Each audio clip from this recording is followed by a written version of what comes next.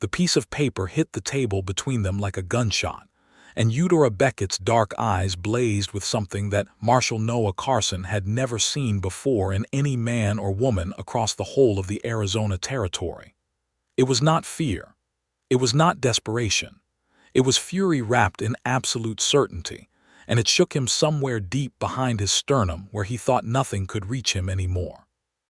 "Sign that eviction order," he said, keeping his voice level the way he had trained himself to do over 11 years of wearing a badge, "and we can both walk away from this without anyone getting hurt." Eudora slapped her hand flat on the paper and leaned forward across the scarred wooden table of the Redemption Creek jailhouse. She was dusty from 3 days in the field. There were dark circles under her eyes and a fresh cut along her jaw where a rock chip had caught her, and she was, without question, the most formidable person Noah had faced in a room in recent memory. "Marshal Carson," she said, and her voice was low and precise like the edge of a surveyor's blade. "If you sign that eviction order and force the Harlan family off their land, you will be handing one of the richest silver deposits in the Arizona territory directly to Aldous Merritt and his railroad syndicate. And I can prove it, not with opinion, not with instinct, with science." Noah stared at her. "That land is barren rock and scrub. I've ridden those hills a dozen times." She reached into the leather satchel at her side and pulled out a document so thick and so heavily annotated that it made a substantial sound when she set it beside the eviction order. She opened it to a spread of mineral assay charts, geological cross-sections drawn in meticulous ink, and chemical composition tables that covered the page in a language Noah could not read but whose precision he could feel like a physical force. "Galena formations trending northwest-southeast," she said, dragging her finger across the cross-section. "Silver content running at 47 ounces per ton in the primary vein. Secondary bismuth and zinc concentrations that indicate a deposit depth of at minimum 300 feet. This is not guesswork, Marshal. This is proof. The Harlan land is not worthless. It is worth more than every building in Redemption Creek combined, and Aldous Merritt knows it, which is exactly why he used your office to get them off of it." The silence in the jailhouse was complete. Outside, the wind pushed dust against the single window. A horse stamped in the street. Noah Carson stood very still and felt the ground shift under him, not the ground of the jailhouse floor, but the ground of everything he had believed about this situation, about himself, about what it meant to be an honest man in a territory full of hidden motives and elaborate traps. He had arrived in Redemption Creek 4 months earlier, riding in on assignment from the territorial governor's office. The assignment had seemed clean and simple. There was a land dispute. A cattle ranching family named Harlan had failed to meet the terms of a federal land patent. A prominent businessman and railroad developer named Aldous Merritt had filed a legal claim on the property. Noah's job was to ensure the rule of law was applied without violence. He was good at that job. He had always been good at that job. But somewhere along the way, the ground had shifted. He thought back to the first time he had seen Eudora Beckett, and almost despite himself, the memory moved through him with enough warmth to be unsettling.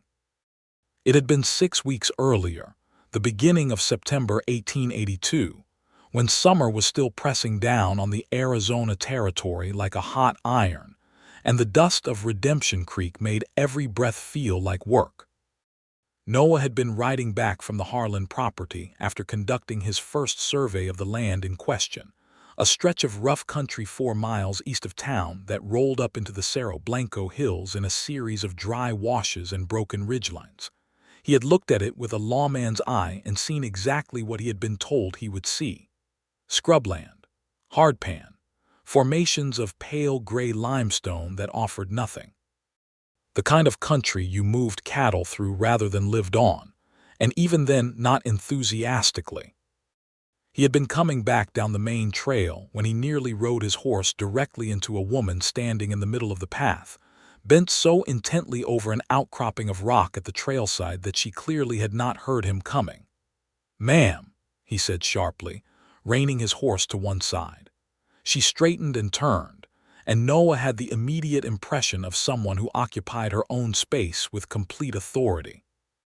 She was tall for a woman of the era, perhaps 5 feet and 7 inches, with dark auburn hair pinned up, but escaping in several directions, and practical clothing that was clearly chosen for work rather than appearance.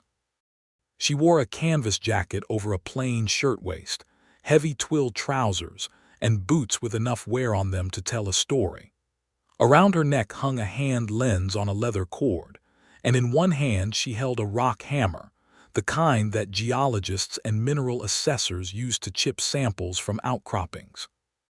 In her other hand she held a fragment of rock she had just struck from the roadside formation, and she was examining it with the hand lens with the same expression a surgeon might wear examining a wound. "You almost rode over my sample point," she said. Noah stared. "Beg pardon." She looked up at him fully then, and her dark eyes were direct without being aggressive, assessing him with the same frank attention she had been giving the rock. "I had a survey marker on that outcrop. Your horse would have crushed it."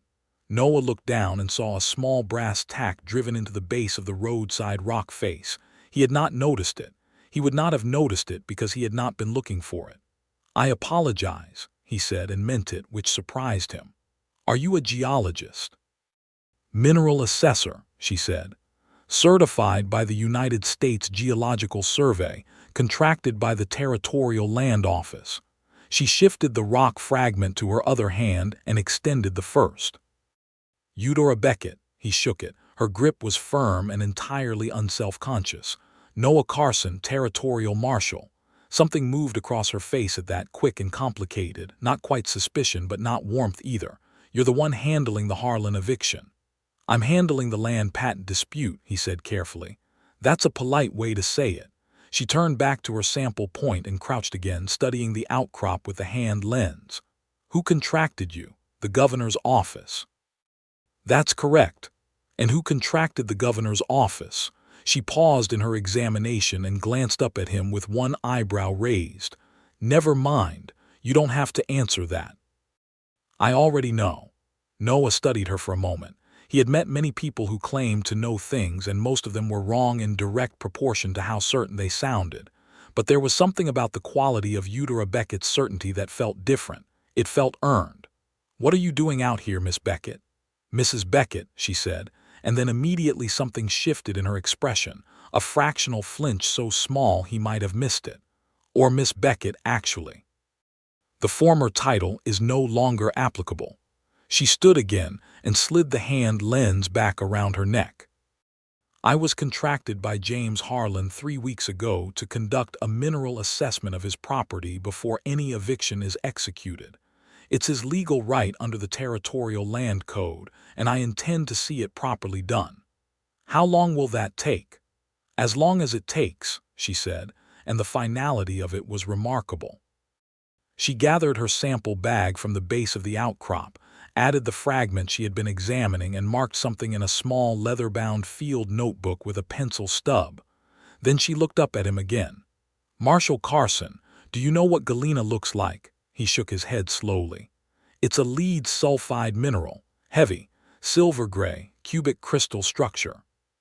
She reached into her sample bag and held up a small, dull-looking fragment between 2 fingers. "It is also the primary or mineral of silver, and I have just pulled it out of a roadside outcrop that is, according to your government's own survey maps, within the eastern boundary of the Harlan property." She held it a moment longer so the afternoon light could catch the metallic glint of its surface. Then she put it back in the bag. "I think you ought to let me finish my work before anyone signs anything." He had let her ride on ahead of him down the trail, and he had sat on his horse in the September dust and watched her go, and felt the first, faint, deeply inconvenient pull of something he had not felt in a long time. The weeks that followed were a lesson in a kind of conflict Noah had not encountered before. He had dealt with outlaws and rustlers and land grabbers and swindlers. He had dealt with legitimate businessmen who used legal structures the way other men used knives. But he had never dealt with a situation in which the most honest, most capable, most purely competent person involved was someone he found himself thinking about at midnight when the jailhouse was quiet and the stars were thick over the Arizona desert. He told himself it was professional regard. He told himself he respected her expertise the way a carpenter respects a well-made level. He told himself a great many things that were all technically accurate and that collectively amounted to one large, elaborate avoidance of the simpler truth. Eudora Beckett was extraordinary, and Noah Carson was in trouble. She had set up her working base at the boarding house on Redemption Creek's single Main Street, taking the small back room that looked out over the alley because it had a stable table she could use for her analysis equipment. He had walked past her window on his evening rounds and seen the lamplight burning past midnight while she bent over her notes, and the image had stayed with him with a persistence that had nothing to do with professional interest. She was working on the Harlan assessment with the same systematic precision she appeared to bring to everything. In the first week, she had walked every accessible foot of the Harlan property with a compass, a barometric altimeter, and her field notebook, creating a topographic sketch map of the terrain that was more accurate and more detailed than anything in the official territorial survey. Noah knew this because he had compared her sketch to the official survey, and the discrepancies were significant.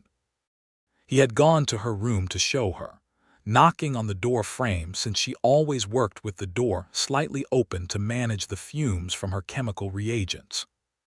She had looked up from her work table where she was testing a rock sample with hydrochloric acid on a small ceramic plate, watching the reaction with the focused attention of someone fluent in a language no one else in the building could read. Marshal. She had not sounded surprised to see him. She rarely sounded surprised by anything. It was one of the many things about her that Noah could not decide whether to find calming or unnerving. I compared your field map to the official territorial survey, he said, holding up both documents. There are differences. I know. She blotted the ceramic plate carefully with a scrap of cotton cloth. The official survey has the eastern boundary drawn through a wash that doesn't exist. Whoever drafted it either never walked the land or altered the document afterward. Noah stared at her. That's a serious accusation. Yes, she agreed, and returned her attention to the sample plate. The simplicity of her response was devastating in its confidence. She was not accusing anyone of anything dramatic. She was stating a geological fact. The boundary line in the official survey was wrong. That was the truth, and she said it the way she might say the sky was clear. Can you prove it was altered rather than simply mistaken? He asked. She set down the cloth and turned to face him fully, and for a moment the lamplight caught her face at an angle that made something in Noah's chest do something it had no business doing. I can prove the ground does not match the survey, she said. What the ground proves is a question of topography and hydrology, both of which I can demonstrate with measurements. What the discrepancy means about the intentions of the person who drew the boundary is a question for a lawyer and a judge. She paused. And possibly for a marshal who wants to know if he's being used. The words hit him harder than she probably intended, or perhaps exactly as hard as she intended. He had been thinking it himself for 2 weeks and had not had the honesty to say it. Merritt's man came to see me again this morning, Noah said after a moment. A lawyer from Tucson. He brought a signed affidavit from the governor's office confirming the eviction timeline. I know. He also visited the Harlan family. Something flashed in her eyes, dark and quick. Orson Harlan is 63 years old. His wife Margaret is in poor health. They have 3 adult children scattered across the territory and a 20-year-old son, Calvin, still living on the property helping to run what's left of the cattle operation. Mr. Merritt's lawyer told them that resistance to the eviction would result in criminal charges. She let that sit between them. Frightening elderly, ill people with criminal charges they would never face. That is what you are facilitating, Marshal Carson, if you sign that order. I am facilitating the law, he said, and even as he said it he heard how hollow it sounded, which was new. The law had never sounded hollow to him before. Laws can be wrong, Eudora said. Laws can be purchased. But the earth does not lie. She turned back to her analysis. Give me 2 more weeks. I will have the full assessment complete, and then you can decide what kind of lawman you want to be. He had given her the 2 weeks, citing procedural requirements as his official reason. Aldous Merritt had not been happy about it. Merritt was a large man in his late 40s with a politician's handshake and a banker's eyes, silver-haired and expensively dressed in a way that sat oddly against the raw landscape of the Arizona Territory. He had come to the jailhouse personally to express his displeasure, which no one noted was not something a man did unless he was genuinely anxious. "This assessment is a delaying tactic, Marshal," Merritt said, sitting across from Noah's desk with one leg crossed and his hat on his knee like he owned the building. "Harlan woman hired that geologist to drag out the process and drain my patience. Miss Beckett is a mineral assessor contracted under legal provision," Noah said. "She has the right to complete her work. She is an eccentric spinster who has been playing at geology since her husband died and left her without occupation." Merritt's tone was dismissive in a way that managed to be insulting without being explicitly rude. "There is nothing on that property, Marshal. I've had my own men look at it." "What were your men looking for?" Noah asked, keeping his voice neutral. Merritt paused barely a fraction of a second. "Grazing potential, water sources, railroad easement possibilities." "I see." Noah nodded slowly, "and they found nothing worth noting." "Barren ground," Merritt said with a smooth wave of his hand. "The Harlans have been working that land for 8 years and never managed to make more than a subsistence living from it. The land patent conditions required them to demonstrate productive use, and they have failed to do so. The law is clear." "The law is clear," Noah agreed. "We'll wait for Miss Beckett's assessment to be complete and then proceed accordingly." After Merritt left, Noah sat at his desk for a long time with his hands flat on the surface, and a question he did not quite know how to formulate moving around in the back of his mind. He was not naive. 11 years as a territorial marshal had burned most of the naivety out of him long ago. He had seen men use courts the way others used guns. He had seen land grabs dressed in legal language and property theft carried out with perfectly filed paperwork.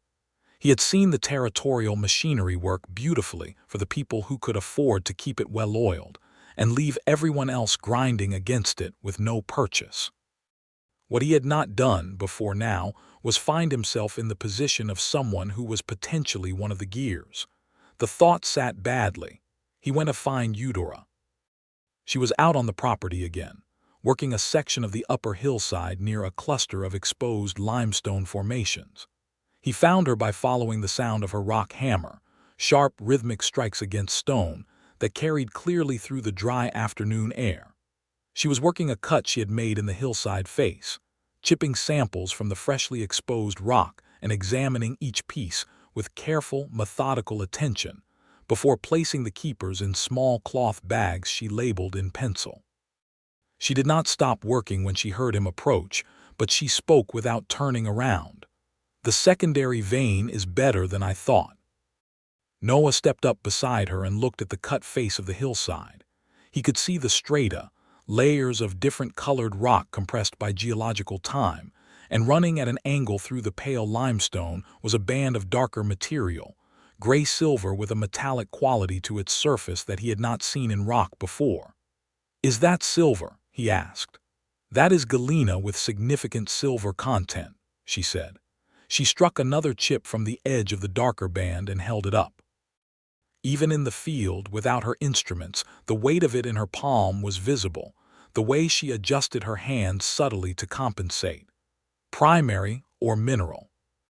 I'm finding it in 3 distinct vein systems on this property." She lowered the sample and looked at him. "When I say this land has value, I am not guessing or hoping. I am reading the rock the way you would read a signed confession." He looked at her profile, the sun-browned concentration of her face, the absolute assurance with which she moved through this landscape that she understood in a way no one else in 100 miles could match. "Tell me about yourself," he said, because he had been wanting to ask for 3 weeks and had been waiting for a moment that felt right. And this one, standing on the hillside in the afternoon heat with silver-bearing rock between them, felt as right as any. She glanced at him sideways, a look that measured his sincerity before she decided to respond. "I studied mineralogy and assay chemistry at a private institute in Philadelphia," she said, returning her attention to the rock face. "My father was a mining engineer. He took me to every field site he worked from the time I was 8 years old. I was better at reading formations than any of his junior men by the time I was 14, though of course none of them were willing to admit it." There was no bitterness in her tone, only a precise acknowledgement of fact. "When I was 24, I married a geologist named Frederick Beckett who was actually willing to treat my knowledge as knowledge rather than an amusing hobby. He died of fever in the New Mexico territory 2 years ago while working a survey for the Santa Fe Railway." A pause. "He was a good man and a good scientist. I miss him every day." "I'm sorry," Noah said, and meant it. She nodded once, accepting the condolence without making more of it than it was. "After Frederick died, I took over his contracts where I could and pursued new ones where I needed to. The Geological Survey recognized my certification the previous year because Frederick had insisted on having my work officially documented alongside his." Another small, complicated pause. He knew what he was doing. He knew I would need the credentials. She struck another sample from the vein. "What about you? What made a man become a territorial marshal?" "Conviction," Noah said, and then paused because the word felt different in his mouth than it usually did. "Or what I thought was conviction. I believed in order, law. The idea that rules applied equally to everyone was something I genuinely thought could be made real if the right people worked hard enough at it." He looked out over the rolling scrubland toward where he could just see the Harlan Ranch buildings a mile distant. "I was 22 when I first put on a badge. I'm 33 now." 11 years, she said. "And has the conviction held?" "It's been tested," he said. She looked at him again, fully this time, and her expression was not unkind. It was simply honest, which was, Noah was discovering, the mode in which Eudora Beckett operated at all times, regardless of the social discomfort it might cause. "It's being tested now," she said quietly. "Yes," he said, "it is." They stood together on the hillside for a moment in a silence that was not awkward but that had weight to it, the kind of weight that accumulates between two people when something real has been acknowledged between them. "I need 2 more days to complete the primary analysis," she said eventually, bending back to her work. "And then I need to prepare the formal document. After that you will have everything you need." "To do what?" he asked. She looked up at him from beneath the brim of her worn canvas hat. "To be the kind of lawman you actually want to be." He rode back to town with that sentence walking alongside him. The next 2 days were tense in the particular way that precedes a rupture. Aldous Merritt sent his Tucson lawyer back to the jailhouse twice more with increasingly pointed reminders of the eviction timeline and increasingly veiled suggestions about the political consequences of delays. Noah was direct and polite and immovable, and each time the lawyer left looking like a man carrying a message he knew would not be well received. Calvin Harlan, the 20-year-old son, came to town on the second day and found Noah at the livery stable where he was grooming his horse. He was a tall, lean young man with the look of someone who had grown up working hard in a difficult country, weathered before his time but with a genuine openness to his face that Noah found immediately sympathetic. "Marshal Carson," he said, twisting his hat in his hands. "I don't want any trouble. I just want to know if my family is going to lose our home." Noah looked at the young man and felt the full weight of what was at stake, not as an abstraction of the law but as a concrete human reality. 63-year-old Orson Harlan, ill Margaret Harlan, Calvin, who had grown up on that land and knew no other. "I don't know yet," Noah said honestly.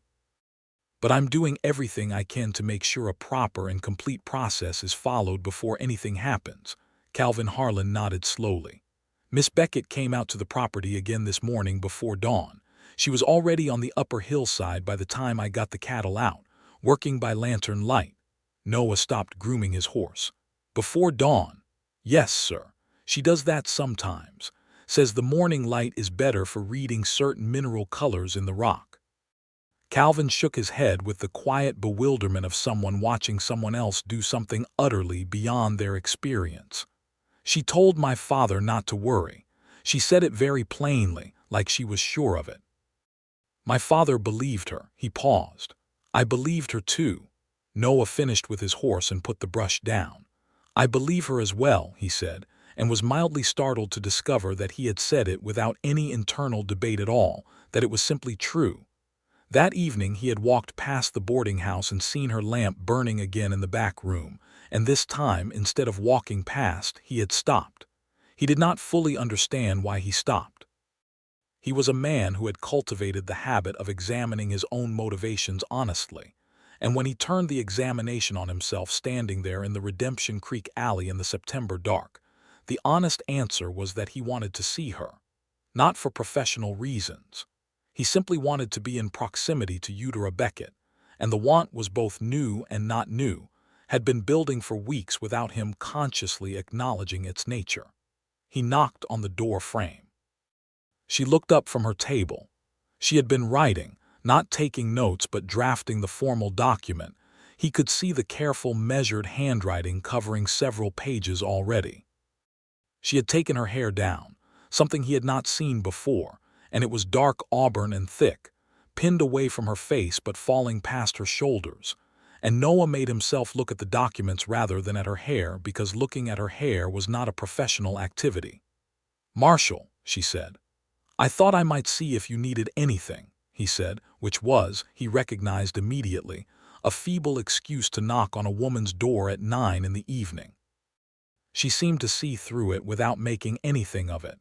"Coffee would not be refused," she said. "The boarding house cook leaves the pot on the stove." He went and got coffee for both of them and came back, and she moved aside a stack of field notebooks to make space on the table's end, and they sat across from each other with the lamplight between them and the assessment documents spread around them like a map of everything at stake.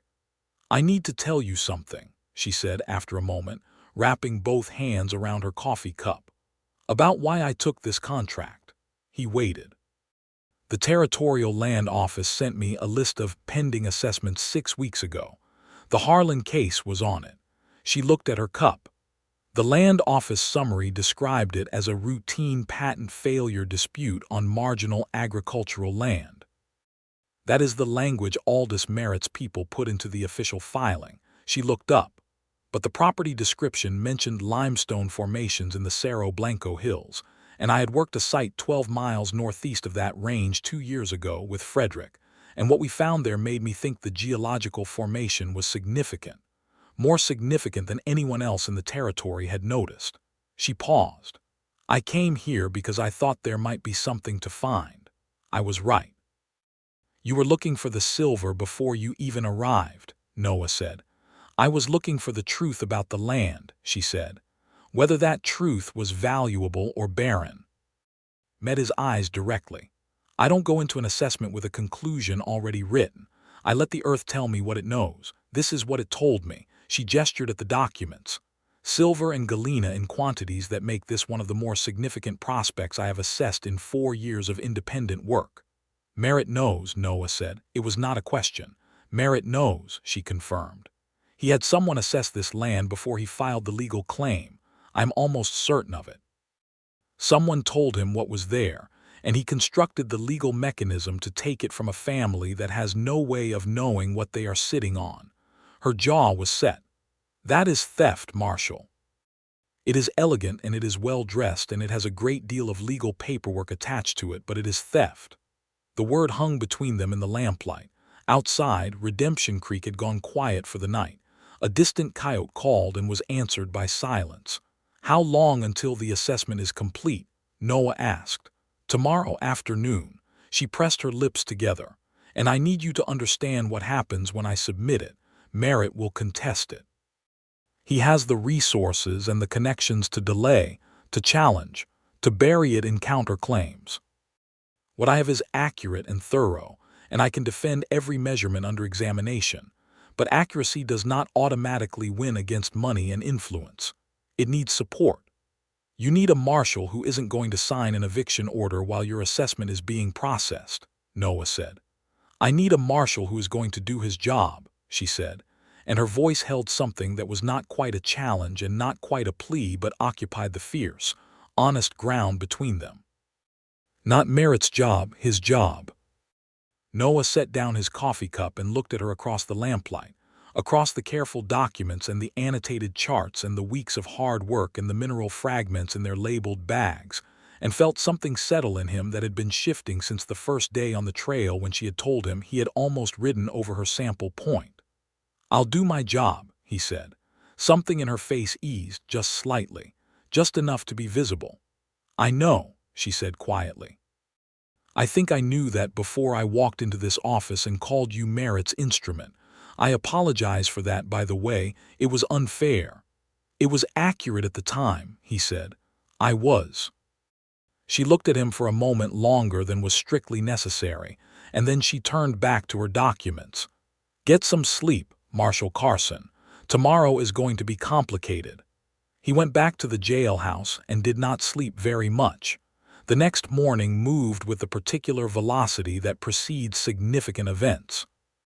Noah was at the jailhouse before 6, writing a letter to the territorial governor's office that outlined his professional reservations about proceeding with the eviction before the mineral assessment was formally received and reviewed.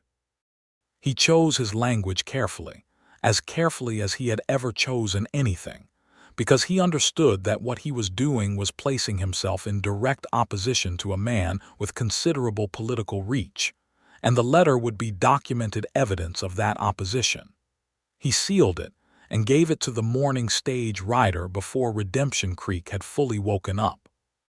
Aldous Merritt arrived at the jailhouse at 9 o'clock with the Tucson lawyer and 2 men whose sole visible function was to demonstrate that Merritt could bring 2 large men into a room.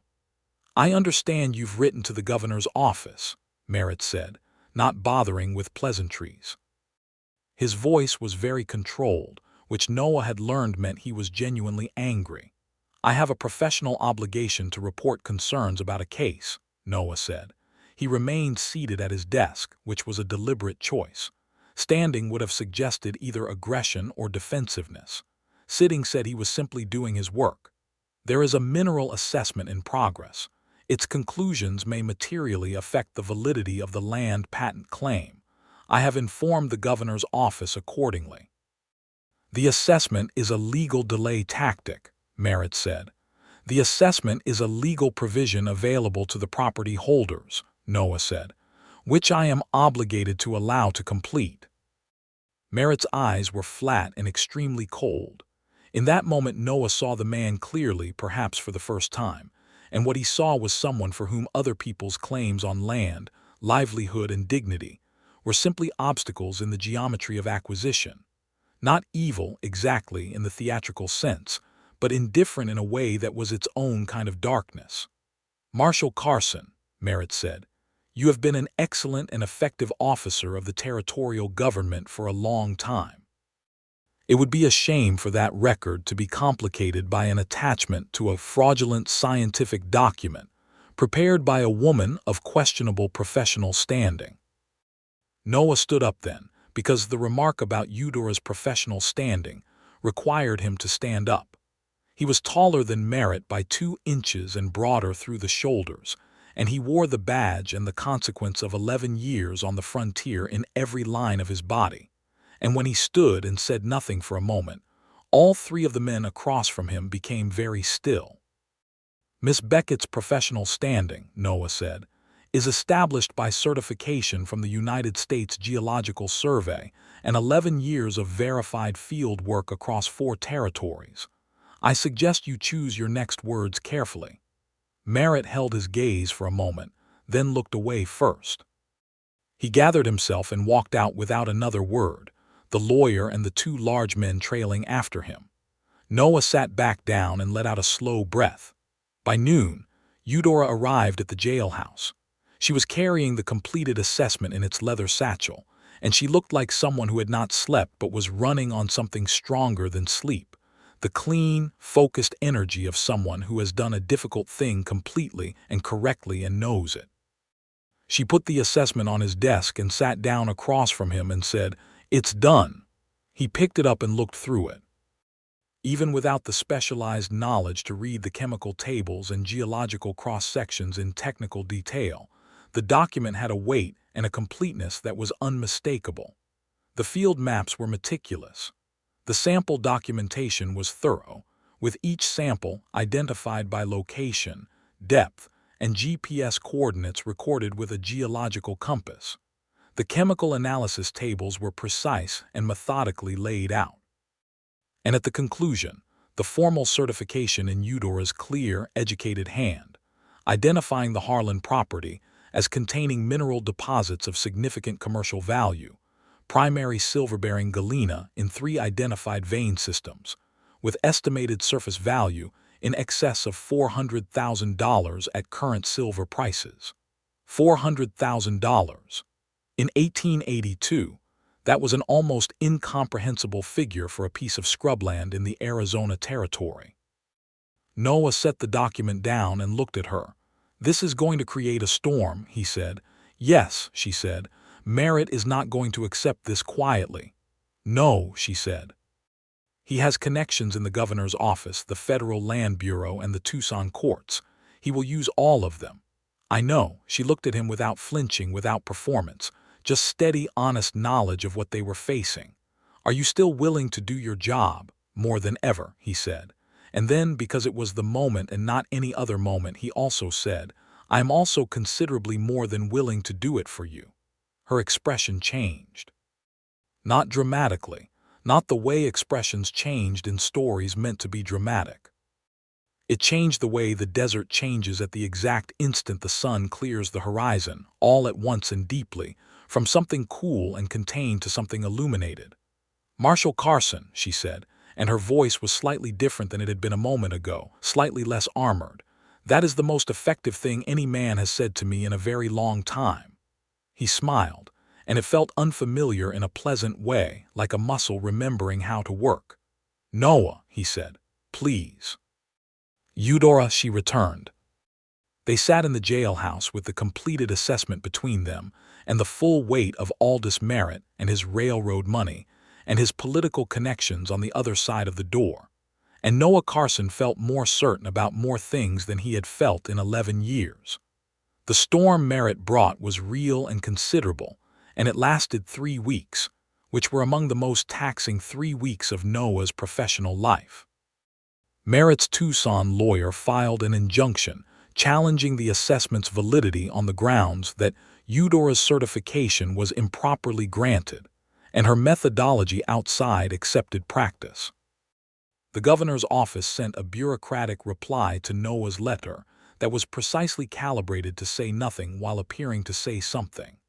Merritt himself did not return to the jailhouse, but began working through other channels, speaking to the county commissioner, to the territorial judge, to the editor of the Tucson Citizen, who ran a brief and unflattering notice about a disputed geological survey on contested territory east of Redemption Creek.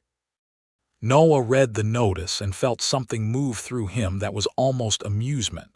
They were desperate enough to go to the newspapers, which meant the assessment had genuinely frightened them. Eudora prepared to defend her work.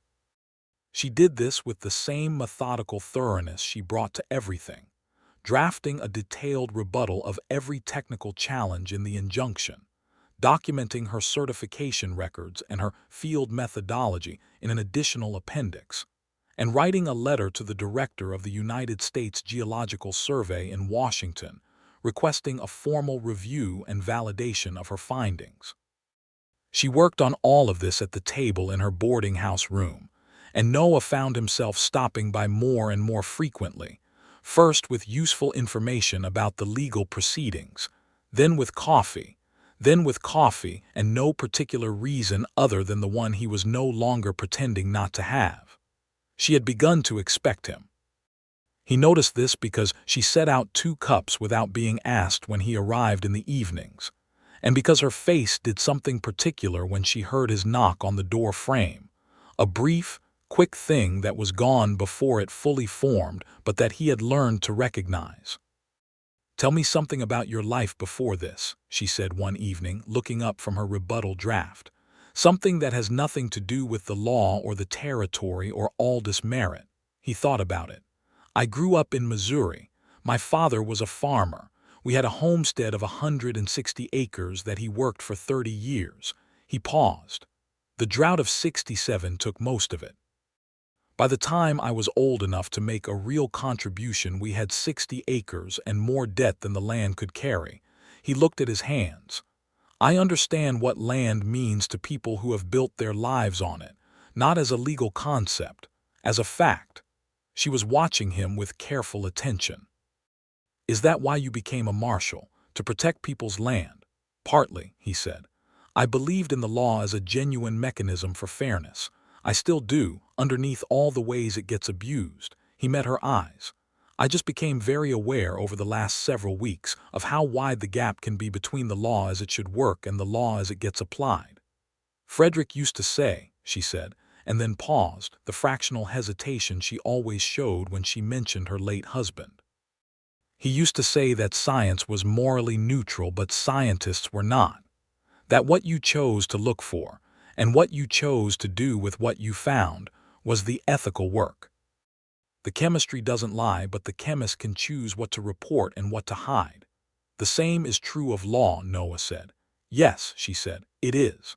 A pause settled between them that felt different from other pauses, more deliberately inhabited, as if neither of them was in a hurry to move through it. "I find you remarkable," Noah said, because he had been thinking it for weeks and it seemed unnecessary to keep not saying it. "I want you to know that, whatever happens with this case, whatever Merritt manages to engineer, I have been changed by the last several weeks in ways that seem important." Eudora set down her pen very carefully, the way you set down something you want to handle with attention.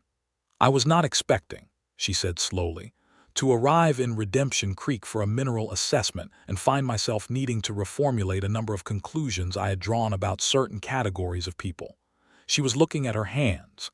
"I spent 2 years after Frederick died being completely certain that my work was the only thing I needed and the only thing I could trust. It was clean. Certain the rock does not complicate itself." She looked up. "You complicate things considerably." He leaned forward slightly. "Is that a complaint?" The corner of her mouth moved. "It is an observation," she said. "I am reserving judgment on whether it is a complaint." He laughed. It was a real laugh, unself-conscious, and the sound of it surprised them both slightly. She smiled back at him, a full smile that he had not seen before, direct and warm and startlingly beautiful in the lamplight. They did not kiss that night, but something shifted definitively, the way the earth shifts along a fault line, silent and certain and permanent. The resolution of the Merritt crisis came through the channels Eudora had worked hardest to open. 12 days after she sent her letter to Washington, a reply arrived from the United States Geological Survey that validated her methodology, confirmed her certification, and noted that the geological features she had described in the Harlan assessment were consistent with the regional ore-bearing formations documented in the survey's own records for the Cerro Blanco Range. The letter was signed by the assistant director and was unambiguous in its support. Noah read it and then walked to the telegraph office and sent a wire to the governor's office that was not a report or a recommendation but a direct statement. The mineral assessment of the Harlan property was validated by federal scientific authority. The legal grounds for the patent claim challenge were accordingly strengthened, and he was requesting the governor's formal review of Aldous Merritt's original filing for evidence of fraud. The word fraud was carefully chosen. It was a word that had consequences, that put things on record, that made the governor's office take sides rather than stand usefully neutral in the space between competing interests. Noah knew exactly what he was doing when he sent that wire, and he did it because Eudora's evidence was solid, and because the Harlans deserved a marshal who was willing to say the true thing plainly. Merritt responded by attempting to have Noah removed from the case. He filed a complaint with the territorial court alleging professional bias and improper contact with the mineral assessor, meaning Eudora. The territorial judge reviewed the complaint and dismissed it within 48 hours on the grounds that Noah had committed no procedural violations and had in fact conducted his response to the assessment in strict accordance with territorial procedure.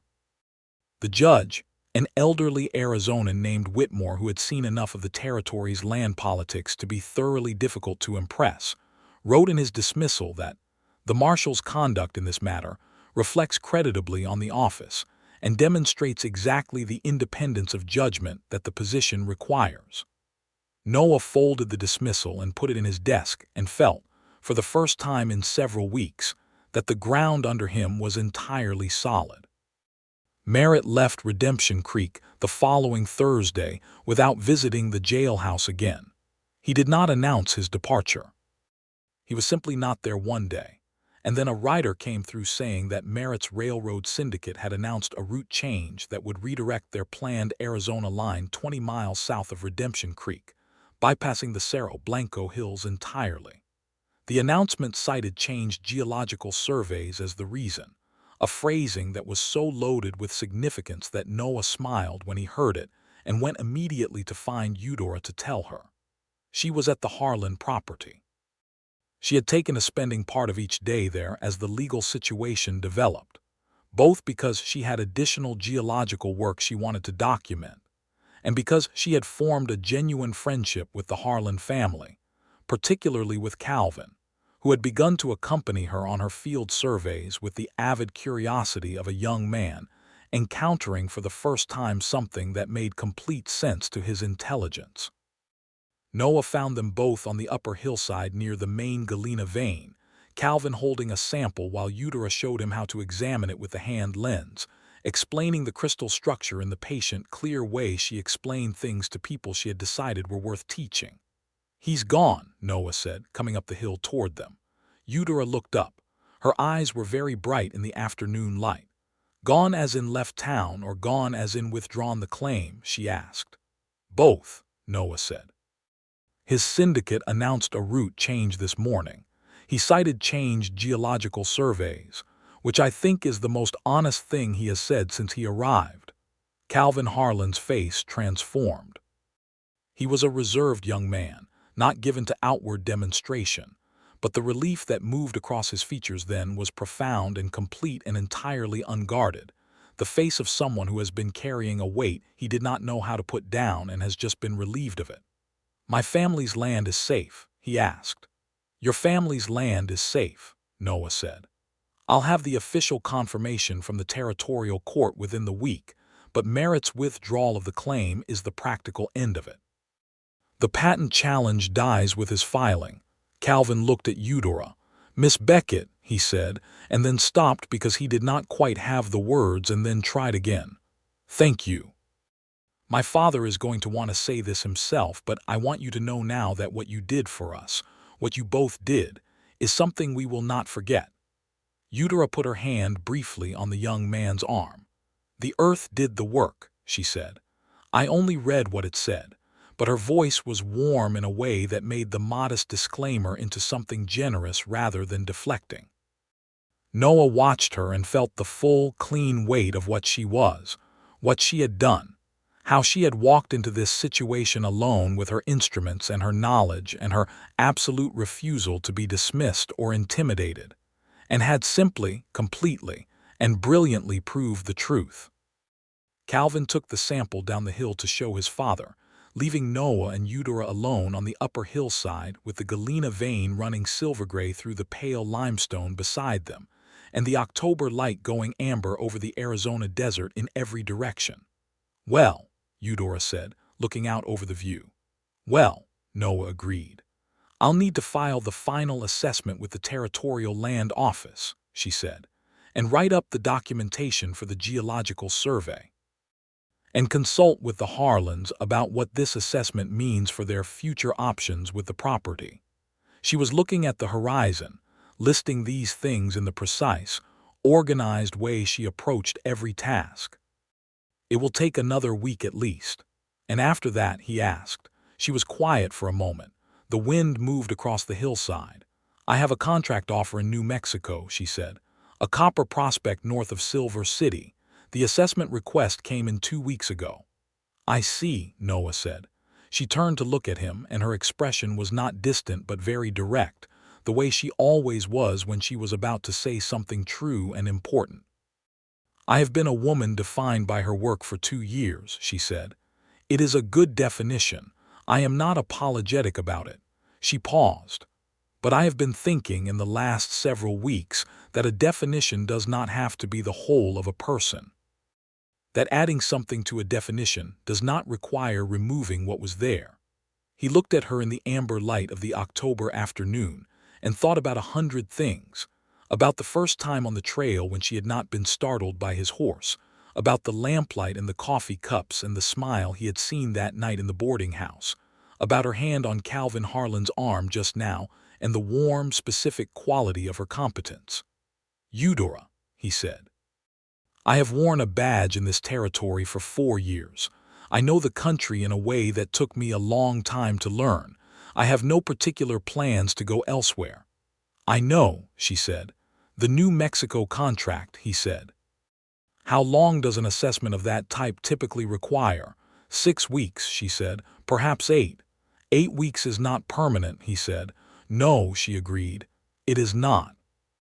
He reached out and took her hand carefully, the way you reach for something you are not certain you have the right to touch, and she let him.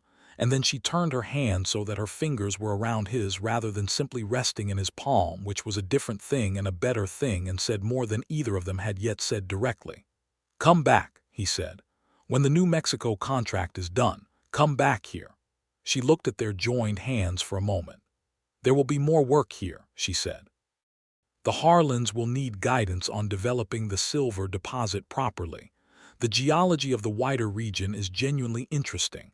There is a formation on the north side of the Cerro Blanco range that I have not had time to examine properly." "All excellent professional reasons," he said. "Yes," she said. The corner of her mouth moved. "They are." He lifted her hand and pressed his lips briefly to her knuckles, the gesture formal and careful and entirely sincere. And she looked at him with something open and warm and a little wondering in her face, as if she was surprised by the fact of her own feeling, and not entirely displeased to be surprised. The November evening they had dinner together at the boarding house for the first time, just the two of them at the table by the window with the oil lamp between them. Was the evening that Noah admitted to himself, without qualification or evasion, that he was in love with Eudora Beckett, and that the feeling was not going to do him the courtesy of reducing itself to something more manageable. She had worn a blue wool dress, the kind of dress she clearly did not put on often, and her hair was pinned more carefully than her usual working arrangement, and she looked different from her field self and entirely like herself. The formidable intelligence in her eyes the same at dinner as it was at a rock face, the quality of her attention the same whether she was examining Galena or listening to him talk about Missouri. They talked for 3 hours. They talked about the territory and about Frederick Beckett and about Noah's early years in the law and about the directions mineralogy was moving as the Western mining industry expanded. They talked about the Harlans, who had already begun conversations with a legitimate mining company out of Phoenix about developing the silver deposit through a properly negotiated partnership that would give the family both security and a proportional share of the mineral revenue. Calvin Harlan, it had emerged, was extremely interested in learning the technical side of mining assessment, and Eudora had given him 2 of her textbooks and a list of institutions where he might pursue formal education if he chose. "You changed the direction of that young man's life," Noah said. "He changed it himself," she said. "I just showed him a door." "You are consistently self-effacing about things you have actually done," he said. She raised an eyebrow. "I am consistently accurate about things I have actually done." "You saved a family's home," he said. You identified a mineral deposit that will provide that family with security for generations. You exposed a corrupt land scheme and forced a powerful man to retreat. And you did all of it on your own, with your instruments and your knowledge and your refusal to be moved. That is not self-effacement material. She looked at him for a moment with an expression that was more vulnerable than he usually saw on her face, as if his enumeration of these things had found a gap in her careful self-containment. "It is what I was trained to do," she said quietly. "It is also who you are," he said. "The training and the person are not the same thing. You chose to take this contract because you read a property description and recognized something others had missed. You chose to stay and finish the work even when Merritt's people began making things difficult. You chose to write to Washington when you needed reinforcement. Those choices were yours, not your training's." He paused. "I have met a great many competent people in my life. Competence combined with genuine moral courage is considerably rarer." The vulnerability in her face did not disappear exactly, but it became something else, something warmer and more specific. "Noah," she said, and his name in her voice was different from his name in anyone else's voice, more precise somehow, as if she had made a decision about how to say it. "Yes," he said. "I want to come back from New Mexico," she said. "Not because of the geology of the Cerro Blanco North Range, though that is genuinely interesting. Because of you." He reached across the table and took her hand, as he had on the hillside, and she turned her hand in his again, and this time there was nothing tentative about it on either side. "Good," he said, "because I intend to be here." She left for New Mexico the second week of November, riding out on the morning stage with her instruments packed in their careful cases and her field notebooks in the leather satchel, and a new assaying kit she had ordered from a supply house in Denver. Noah walked with her to the stage stop and held her instrument case while she checked her bags, and when the stage was ready she turned to him and the morning light was in her face and the Arizona autumn was all around them, clear and cold and bright. 8 weeks, she said. 8 weeks, he said. I will be here. She did something then that she had not done before. She reached up and put her hand against his jaw briefly, just a moment, warm and exact, and then she withdrew it and got on the stage. And Noah stood in the street and watched it go and felt the particular ache of someone who has found the thing they needed and sent it temporarily away, which is an ache with a different quality than loss because it contains certainty of return. He was not idle in her absence.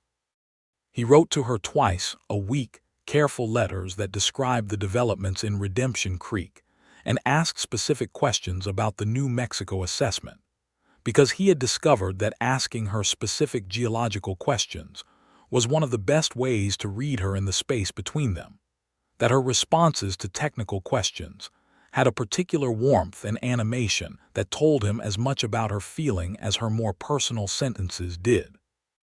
She replied with equal regularity, letters that were precise and informative, and also, increasingly, unguarded in their personal expression in a way that made him read them twice in the quiet of the evening jailhouse.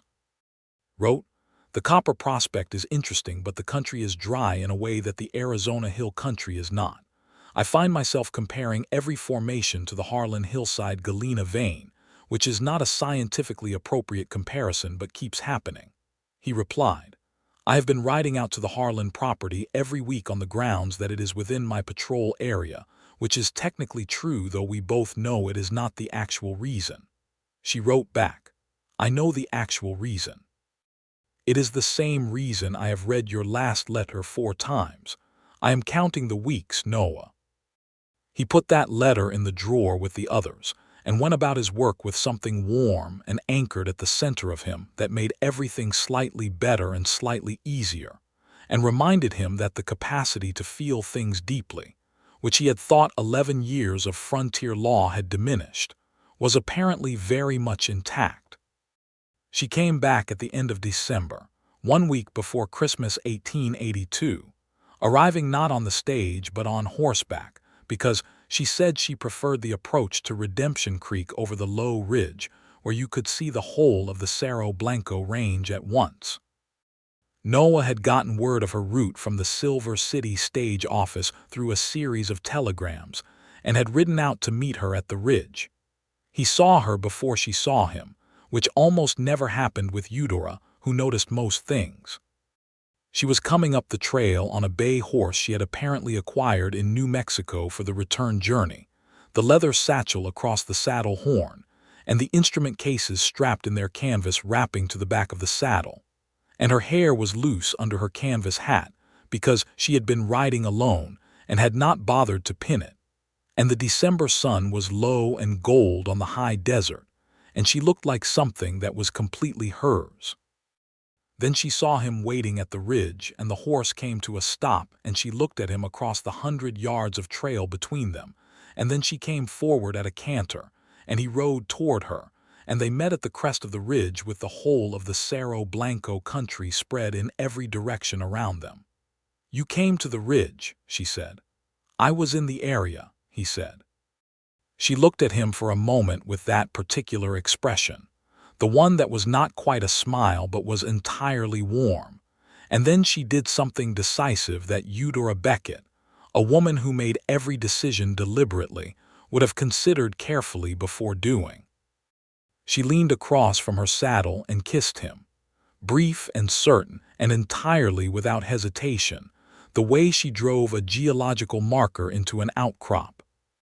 Noah, who had been waiting for that particular certainty for 3 months, kissed her back with everything he had been carrying, and the horses stood companionably in the winter light while the Arizona Territory witnessed the entirely logical conclusion of what had been building on a hillside, in a jailhouse, over lamplight and coffee and 2 cups and the truth about silver-bearing rock. "I came back," she said when they separated, looking at him with her eyes very bright. "You did," he said. "I intend to make very sure you don't regret it." "I have never regretted a decision I made on complete evidence," she said, "and I have collected a great deal of evidence about you, Noah Carson." He laughed and reached across to tuck a strand of her escaped hair back from her face, and she let him, which for Eudora Beckett was its own language of trust. They rode into Redemption Creek together as the afternoon was going long and gold, and the town noticed in the particular way that small frontier towns notice things, quietly and completely and without immediately saying so, and the boarding house keeper misses. Alvarez saw them ride past her window and nodded to herself with the satisfied air of someone whose observations have been confirmed. January brought cold and clarity to the Arizona Territory, and with it, the finalization of everything that had been set in motion by the assessment and its consequences. The territorial court formally closed Aldous Merritt's patent claim and issued a declaratory judgment affirming the Harlan family's full title to the property, including its mineral rights. The written judgment cited the USGS-validated mineral assessment as the decisive evidence of the land's actual character and value. Noah framed his copy of the judgment and hung it in the jailhouse, not out of vanity, but because it seemed right that the room should contain evidence of what the law could do when it was properly used. Eudora submitted her final assessment to the USGS and received back a letter of commendation from the director himself, who noted that the Harlan mineral assessment represented the highest standard of field geological practice and recommended it as a methodological exemplar for future territorial assessments. She read the letter at the jailhouse table while Noah made coffee, and when he put her cup down in front of her, she looked up at him with an expression so unguarded and pleased that he sat down across from her immediately because he wanted to look at it. "Exemplary methodology," she said. "The director is not wrong," he said. She folded the letter carefully and set it in her satchel. "The Harlans want to host a dinner," she said. "Margaret is well enough to receive visitors now. Orson has been asking after you every time I ride out there." "I will be there," Noah said. "How is Calvin coming along with the textbooks?" "He has extraordinary retention," she said, and her pleasure in this fact was genuine and maternal in the best sense, the pride of a teacher in a student. "He has asked about the School of Mines in Denver. I have written a recommendation letter that should be useful." She paused. He could have a real career in geological survey work if he pursues it. He has the eye for it. You are going to have a legacy of students in this territory, Noah said. She looked at him over her coffee cup. That would not be a bad legacy. No, he said. It would not. He set down his cup and looked at her with the directness she had always used with him, giving it back to her now. I want to talk to you about something. She waited with her characteristic composure, which he had learned by now was not distance but attention, the same quality she gave to important rock formations. I am not a man given to elaborate speeches, he said. You know that about me. Yes, she said. And you are not a woman who wants elaborate speeches when direct statements will serve, he said. Also correct, she said, and there was something aware in her eyes now, something that recognized where this was going. I love you, he said. I have been certain of it for a while and I am more certain now. I would like, with your agreement, to ask you formally to marry me, with the clear understanding that your work is yours, your independence is yours, your name as a professional is yours to keep or modify as you choose, and that I will spend whatever time we have together being exactly as proud of what you do as I am now. He paused. That is the speech. It was more words than I intended. Eudora set down her coffee cup with great care. Noah, she said. Yes, he said. The answer is yes, she said. It has been yes for some time. I was waiting for the question to catch up. He came around the table and pulled her to her feet and kissed her properly, the way he had been wanting to kiss her since a ridge in December, and she kissed him back with the same wholehearted completeness she brought to everything she cared about, her hands on his face in the way she had touched him that morning on the stage platform, warm and deliberate and entirely sure. They were married in Redemption Creek in February 1883. In the small church that the town's diverse congregation used, which sat between the general store and the telegraph office, and had plain wooden walls and a view of the Cerro Blanco hills from its single window. The ceremony was conducted by the circuit minister who came through every 6 weeks, a lean, kind man named Father Donahue who had married and buried, and baptized his way across the Arizona territory for 15 years, and who told them afterward that, in his experience, the couples who knew their own minds were invariably the best ones. Orson and Margaret Harlan were there. Calvin Harlan stood up with Noah as a witness. Mrs. Alvarez from the boarding house sat in the front row and looked triumphant. The territorial Judge Whitmore sent a congratulatory letter that arrived the morning of the wedding, which Noah read aloud to Eudora over breakfast, and which made her laugh, which was a sound he intended to hear as frequently as possible for the rest of his life. Eudora wore a deep green wool dress she had ordered from a shop in Tucson, practical and elegant in the way she herself was practical and elegant, and her hair was up but more loosely than usual, and she carried no flowers because she said she had never understood flowers as a wedding accessory but did carry, attached to her lapel, a small polished slice of the Harlan galena, because it was important.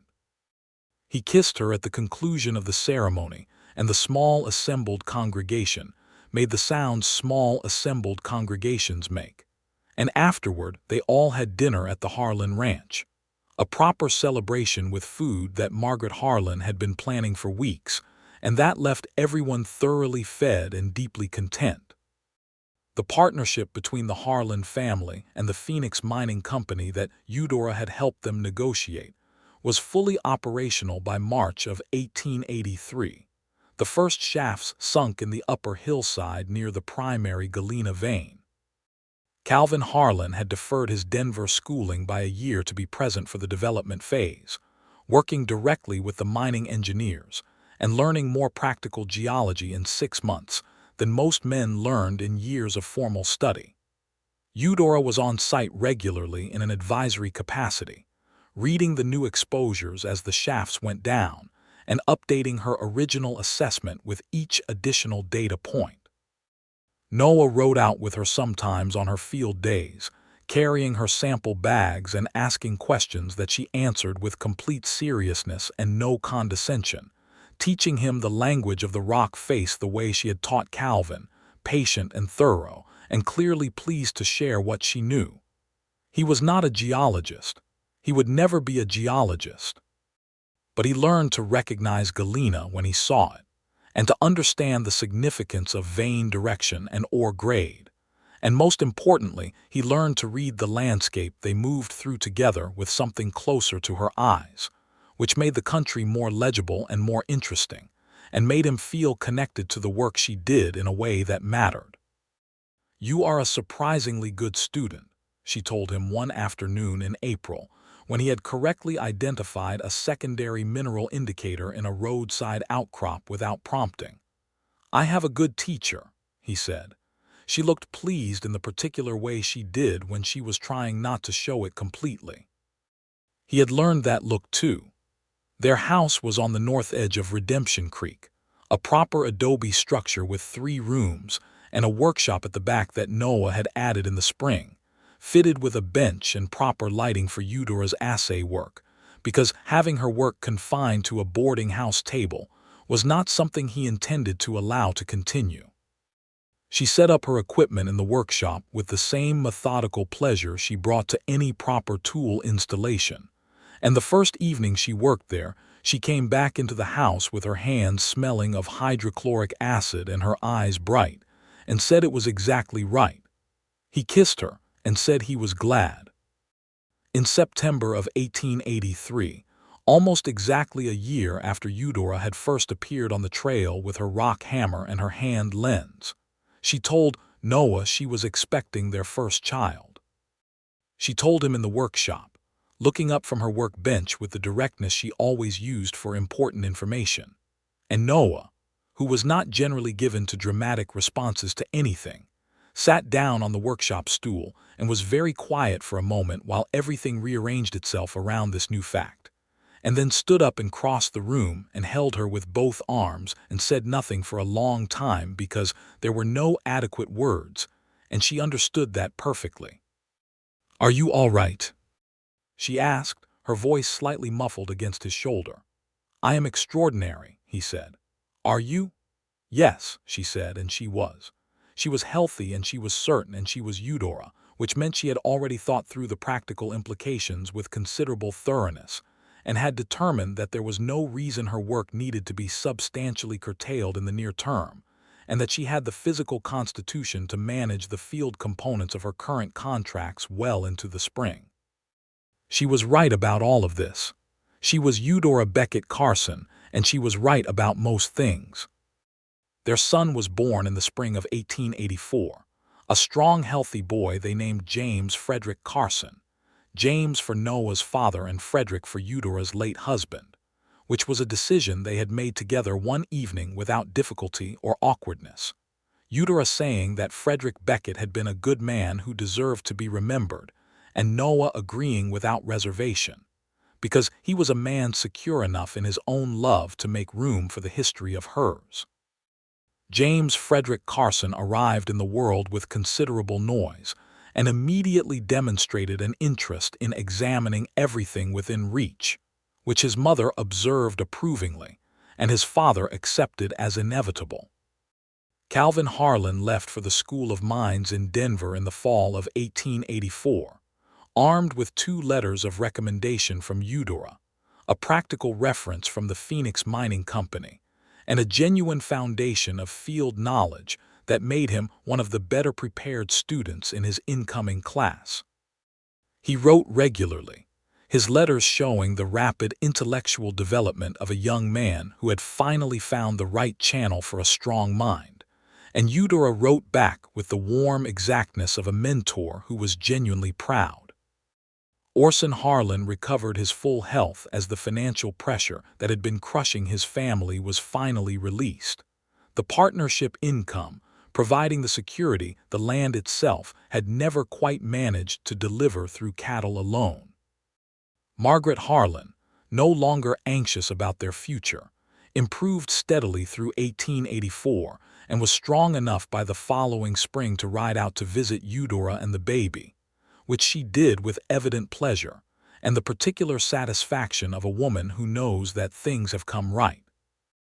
Aldous Merritt, when Noah thought to wonder about him, had retreated to Tucson, where he continued his railroad development work in the southern part of the territory, apparently having learned the lesson that the Cerro Blanco Hills were not available for his particular kind of acquisition.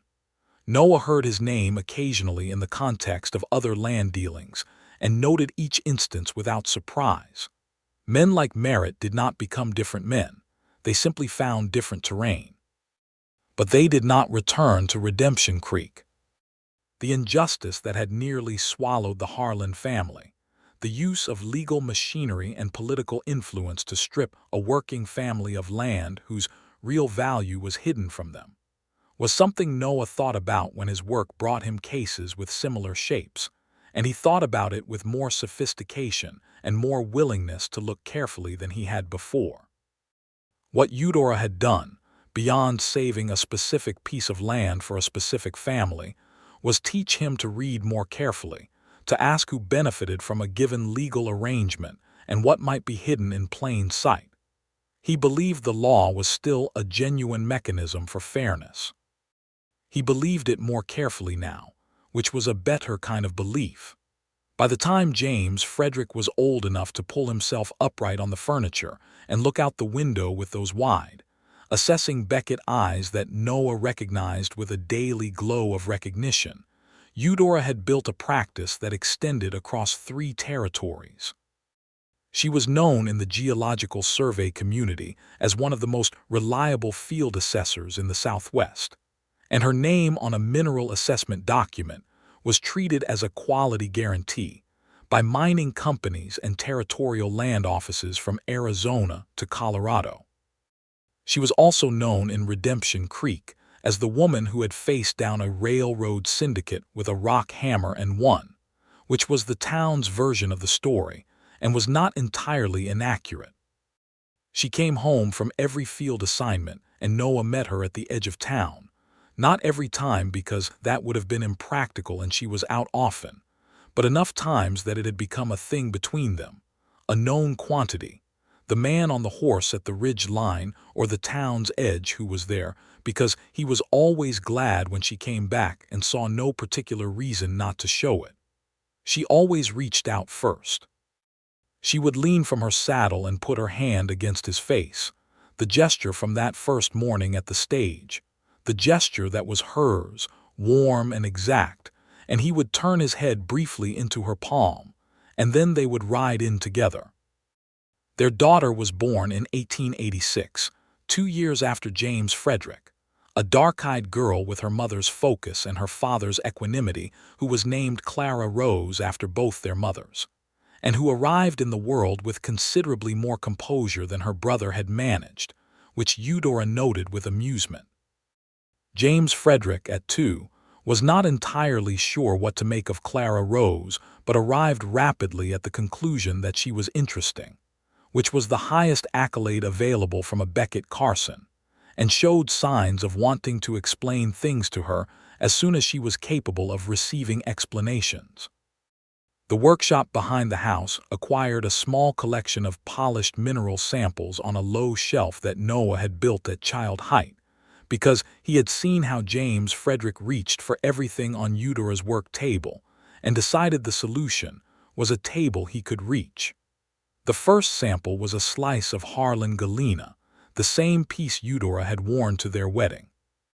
Beside it were pieces from her various field assignments over the years, copper from New Mexico, turquoise from the Eastern Range, a fragment of clear quartz crystal from a Colorado site that caught the light in the afternoon in a way James Frederick found compelling enough to visit 3 times a day. Eudora told both children about the minerals, what they were made of, what they told you about the earth that contained them, how to read a formation. She told James Frederick first, and then Clara Rose, and both of them listened with the particular attention of children who have a parent who knows exactly what they are talking about. Noah listened too, never entirely having exhausted the available knowledge, and was reliably rewarded by her expression when he asked a question that demonstrated he had been paying attention to the previous explanation. "You have been collecting a great deal of evidence," he said to her one evening, echoing her own words back to her from the ridge line in December 3 years past. She looked at him over the lamplight where they sat in the main room after the children were asleep, her current field notebook open in her lap and his coffee cooling at his elbow, the ordinary evening of two people whose ordinary evenings were very full.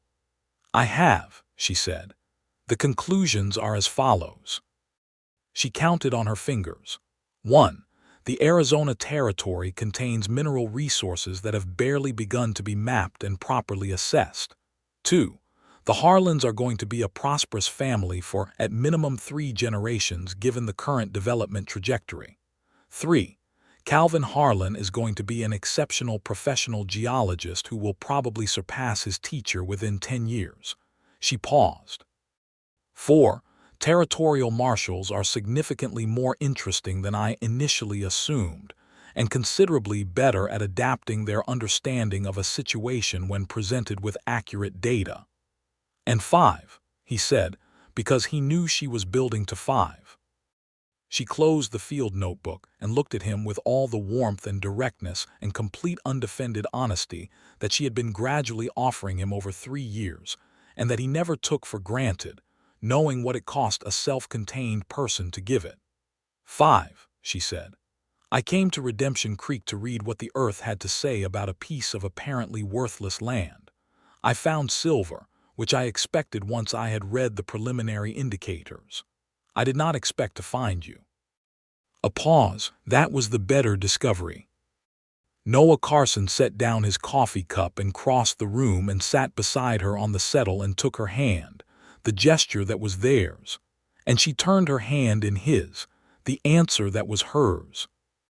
And outside, the Redemption Creek night was clear and starry, and the Cerro Blanco hills were dark against the sky, and 4 miles east of town, the mine shafts went down into the silver-bearing earth that Eudora Beckett had read with her instruments, and her knowledge and her absolute refusal to accept that anything of value should go unnamed. The land had been called worthless by everyone who looked at it until she arrived. She had looked at it the way she looked at everything, without assumption, with precision, with complete honesty about what the evidence said. And what the evidence said was that the worth was there all along, hidden in the rock, waiting for someone fluent enough to read it.